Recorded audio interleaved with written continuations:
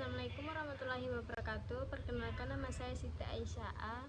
Di sini saya akan menjelaskan tentang teori perkembangan kognitif menurut para ahli-ahli. Pertama, teori kognitif menurut Jean Piaget. Piaget menjelaskan bahwa cara berpikir anak berkembang secara bertahap sesuai usia anak, bukan sekedar menerima informasi tetapi aktif membangun pengetahuan. Yang pertama ada sensorium motor, 0 sampai 2 tahun, belajar lewat pencindera dan gerakan. Misalnya bayi mengenali benda dengan menyentuh. Yang kedua, praoperasional, 2 sampai 7 tahun, mulai berpikir simbolik tetapi masih egosentris atau sulit melihat sudut pandang orang lain. Yang ketiga, operasional konkret, 7 sampai 11 tahun, mulai logis tapi hanya pada hal nyata. Yang terakhir, operasional formal, 11 ke atas sudah mampu berpikir abstrak dan logis. Intinya belajar harus sesuai dengan tahap perkembangan anak. Dan yang kedua ada teori kognitif menurut Lev Vygotsky.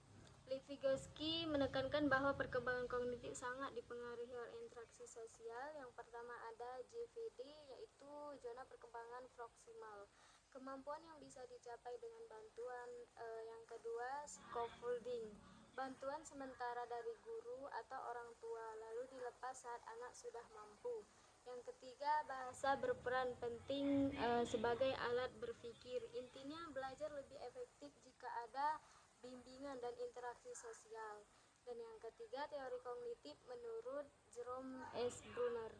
Bruner percaya bahwa belajar akan lebih bermakna jika siswa menemukan sendiri konsepnya, seperti enaktif atau belajar dengan tindakan langsung atau praktik, ikonik belajar melalui gambar atau visual, simbolik belajar melalui bahasa dan konsep abstrak.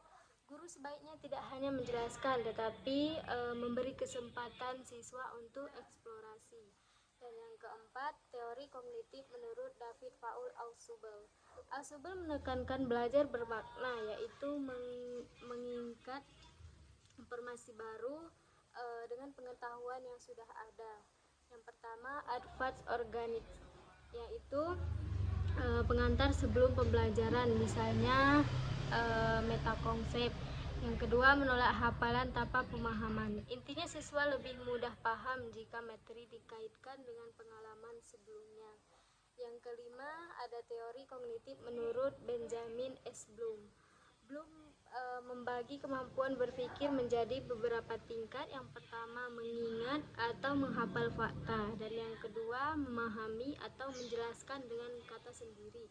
Yang ketiga, menerapkan atau menggunakan konsep. Yang kelima, mengevaluasi atau menilai. Yang kelima, mencipta atau membuat sesuatu yang baru. Digunakan guru untuk menyusun soal dari mudah ke sulit. Yang keenam ada critical thinking dan creative learning. Yang pertama ada A, critical thinking atau berpikir kritis, kemampuan untuk menganalisis informasi, menilai kebenaran, mengambil keputusan logis. Contohnya, siswa tidak langsung percaya informasi tetapi mengecek sumbernya dari mana.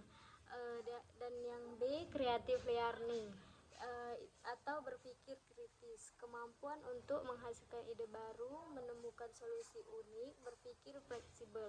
Contohnya membuat cara baru menyelesaikan masalah seperti belajar matematika. Yang ketujuh, teori metakognisi. Metakognisi adalah kesadaran seseorang terhadap proses berpikir sendiri. Ada planning atau merencanakan cara belajar. Ada monitoring, yaitu mengecek pemahaman saat belajar. Ada evaluating, menilai hasil belajar. Contohnya siswa sadar bahwa dia belum paham lalu mengulang dan belajar. Yang kedelapan, kognitif dalam perspektif Islam, teori Imam Al-Ghazali. Al-Ghazali memandang bahwa pengetahuan tidak hanya dari akal tetapi juga dari hati dan spiritual. Sumber ilmunya seperti indera atau pengalaman, akal atau logika, hati atau intuisi atau spiritual. Tujuan belajarnya mendekatkan diri kepada Allah, membentuk akhlak yang baik. Belajar bukan hanya pintar tapi juga berakhlak dan beriman. Baik, hanya ini yang dapat saya sampaikan. Jika ada yang kurang, saya mohon maaf. Assalamualaikum warahmatullahi wabarakatuh.